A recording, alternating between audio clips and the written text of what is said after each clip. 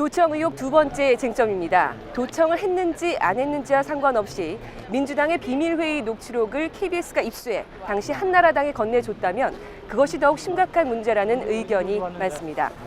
공영방송이 수신료 인상이라는 자사의 이익을 위해서 여당과 유착해 정치 공작을 벌였다는 것을 의미하기 때문입니다. 보도에 김태영 기자입니다. 도청 의혹이 불거진 지 5일 뒤 동아일보는 민주여권 관계자 한성교 문건 KBS 측이 작성이라는 제목의 기사를 일면에 실습니다. 민주당과 여권 등 복수의 관계자를 인용해 한성교 의원이 읽은 녹취록이 KBS가 작성했다고 명시하고 있습니다. 이 같은 의혹이 외부에서 강하게 제기됐지만 KBS 사측은 한성교 의원에게 녹취록을 전달했는지 여부에 대해서 단 한 번도 입장을 표명하지 않았습니다. 동아일보에 대해서 정정보도 요청 등 법적인 조치를 취하지 않았음은 물론입니다.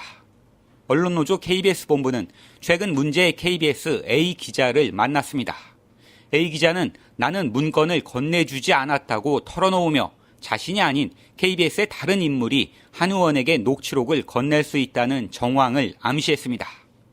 또 당시 정치부장이었던 이강덕 기자는 최근 사석에서 녹취록 전달 여부에 대한 질문에 기억이 나지 않는다고 말했습니다. 이에 대한 한성교 의원의 반응은 더욱 모호합니다.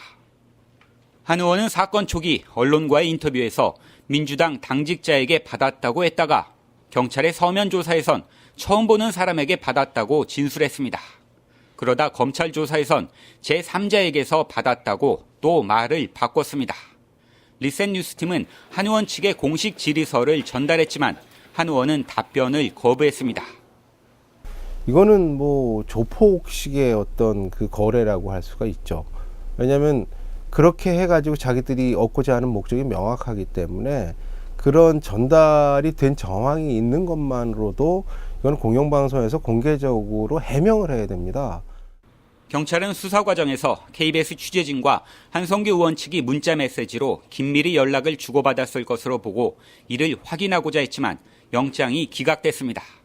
한성교 의원의 문건이 KBS에서 전달됐는지 여부를 보기 위해 KBS 취재진의 이메일을 들여다보려던 영장도 기각됐습니다. 리셋 KBS 뉴스 김태영입니다.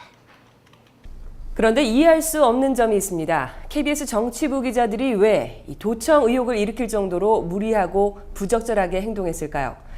KBS의 근간을 뒤흔든 도청 의혹 사건의 배경에는 결국 MB특보 출신 김인규 사장이 있습니다. 나신아 기자가 짚어봤습니다. 격렬한 반대를 뚫고 KBS에 입성한 김인규 사장.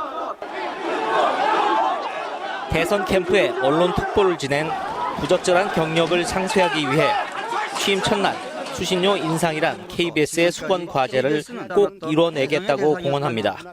먼저 최대 과제가 수신료 현실화입니다.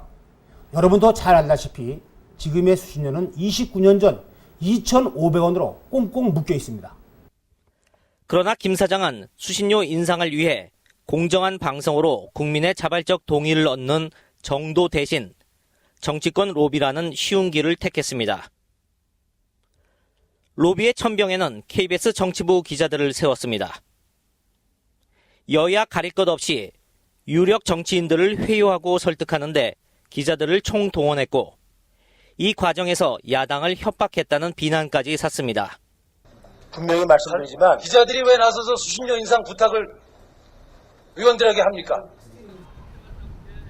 도청 의혹이 불거진 문제의 민주당 대표실 회의도 수신료 인상에 대한 당의 공식 입장을 정하는 자리였습니다. KBS 기자들이 김인규 사장의 무리한 수신료 인상 프로젝트에 동원됐고 이 과정에서 도청 의혹이 불거진 셈입니다.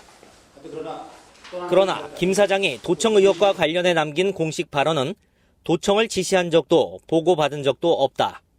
즉 나는 상관없다는 무책임한 수사뿐이었습니다. 어떤 가치를 지키고 싶어서 KBS가 이렇게 도청 의혹으로 계속 있고 후배 기자 역시 도청 의혹에서 벗어나지 못하고 있는데 도대체 어떤 가치를 지키고 싶어서 입을 열지 않는 건지 도대체 이해할 수가 없어요. 도청 의혹의 진실이 무엇이건 김 사장을 비롯한 KBS의 핵심 인사 몇몇이 그 진실을 알고 있음은 분명합니다. 민주당이 발의한 도청 의혹 특검법은 19대 국회에서 처리를 기다리고 있습니다. KBS가 자정 능력도 없는 사이비 언론이란 오명에서 스스로 벗어날 수 있을지 시간은 많이 남지 않았습니다.